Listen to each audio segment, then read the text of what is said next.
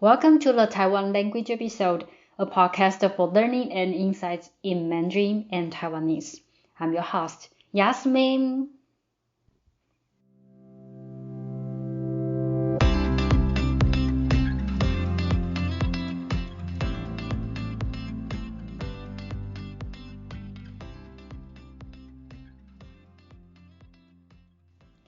In last episode, we talked about the Dragon King.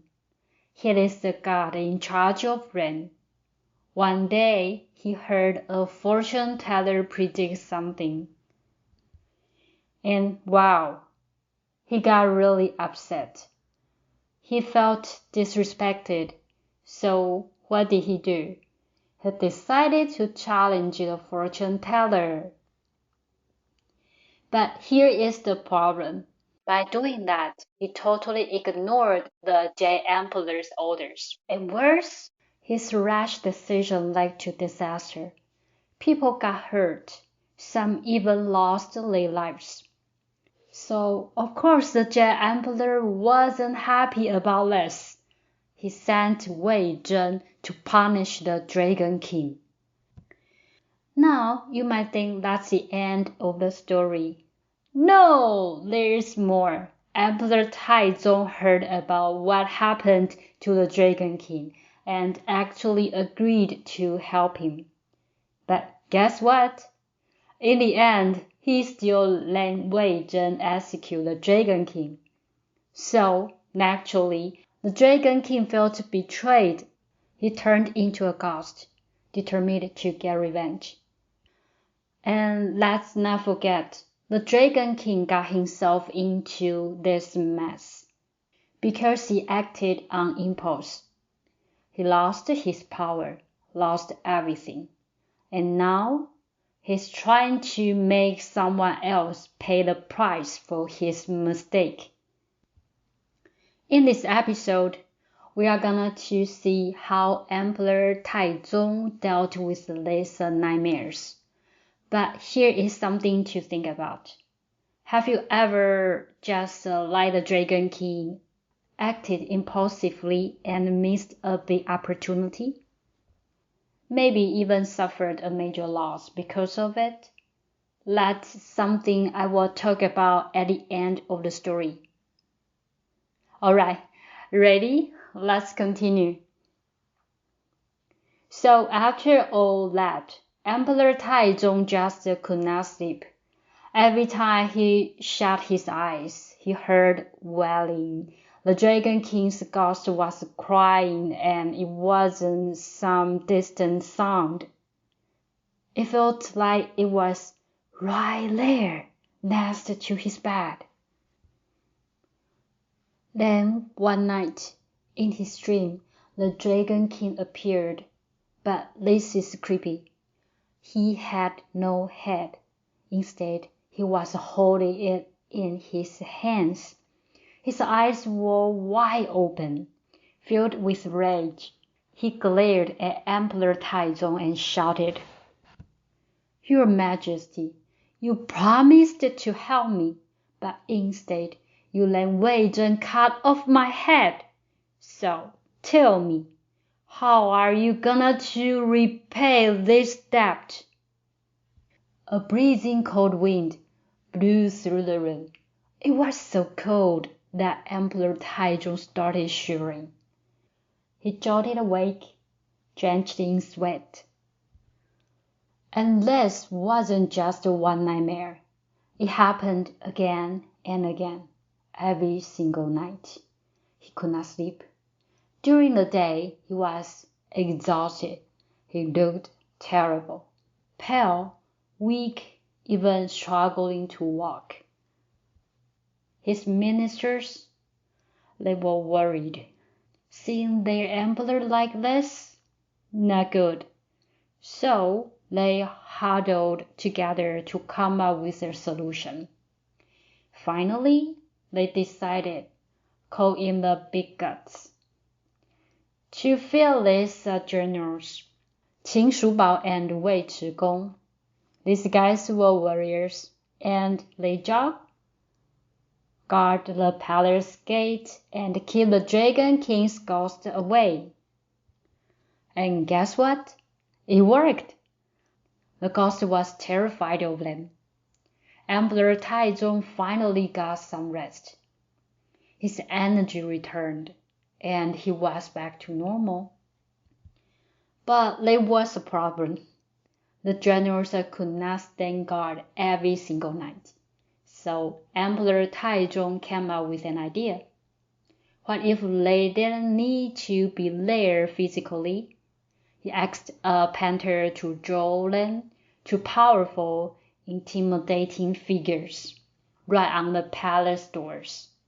And wow, an artist did an amazing job. The painting was so lifelike that the Dragon King never dared to come near again. And that's how a tradition was born. Over time, these two generals became known as door gods. Families started putting their images on their doors to keep ghosts and evil spirits away. That's why, even today, during the Lunar New Year, people put up door god images. It all started with this story. And that brings us to the end of the story. What do you think? For me, the Dragon King's downfall is a lesson worth thinking about. He had an important job, controlling the rain, but just because of one prediction, he let his emotions take over. He got defensive, he got competitive, and in the end, he made terrible choices. He disobeyed his superior, the Jade Emperor. He let his anger cause harm to innocent people. And what happened? He lost everything, even his life. And honestly, this happens all the time in the workplace. Some people don't really understand their role. They get distracted by competition or proving themselves, instead of focusing on what they should be doing. The Dragon King? He should have just done his job, but instead he wasted his energy on the wrong fight. And the worst part, he didn't just make a mistake, he went against his boss. And in the end, he lost his title, his power, everything. The story makes me think sometimes we fight battles that are not worth it. We let our emotions drive our decisions, but in the long run, was it really worth it? Instead of acting on impulse, wouldn't it be smarter to pause and ask, what's my real responsibility here? What do you think? I would love to hear your thoughts. Leave your comment and let's talk about it.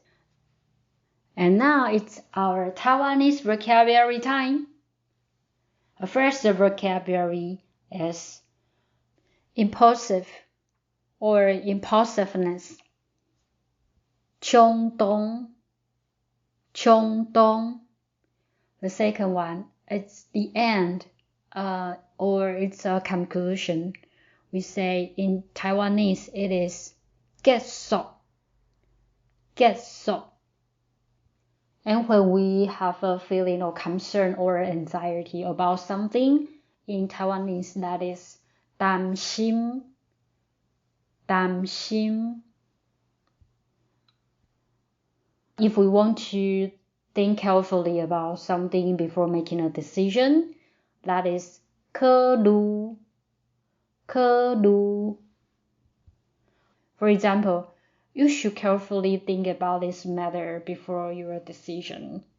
In Taiwanese, you can say, 這件代誌你愛好好啊考慮.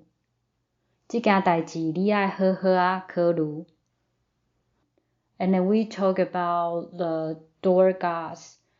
That is 门刑 门刑 门刑 Alright, now let's recap those 5 vocabularies.衝動 kết束 擔心 刻度 門刑 So that wraps up what I had to share today. Hope you enjoyed today's episode. I would love to receive a 5-star review on your listening platforms. Feel free to share this podcast with your friends to help more people discover this podcast. You can also support my work by buying me a cup of coffee, which helps this podcast to continue providing learning resources. I also prepare study guides in Chinese and Taiwanese. The content comprises a test in both the Chinese with the pinyin versions, with the Taiwanese romanization and local phonetic symbols, vocabulary, reading comprehension questions with the answer keys, and extension questions. Be my VIP member, subscribe to the study guide, and utilize it to preview before the new podcast episode launches or review after listening to the podcast to enhance your language skills. Feel free to ask any questions during your language journey. You can also find me from the show notes below. Thank you for listening and being with me today. And I hope you join me again on Taiwan language episode. See you soon!